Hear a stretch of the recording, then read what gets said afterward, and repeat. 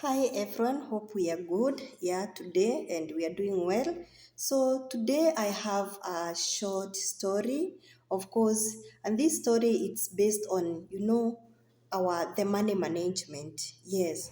So before I start the story, I have a question for you. Have you ever wondered why someone is earning less than you seem to have, and they seem to have more money, yet their salary is less? Yeah.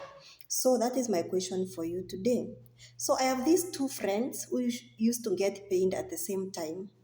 But James, let's call them James and Kevin. So James was earning more than Kevin, actually double or twice much than Kevin. But James was a spender. Every time he received his salary, he would buy those luxurious things, the comfort, and go to those expensive clubs and all that. On the other hand, Kevin was earning less, but he had savings schemes, and then he would pay his bill and at least ensure that he has saved well a certain percentage. Before the month end, you'd find now James trying to borrow money from Kevin. Yes, and Kevin wasn't rich, but he had peace of mind and he was very organized with the way he managed his money.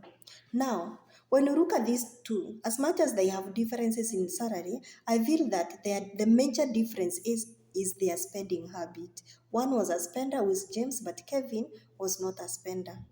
He was very smart. What do we have to say about that short story? Money doesn't disappear because you earn, too little. It actually disappears because your expenses they grow faster than your income. And that is where now the secret is.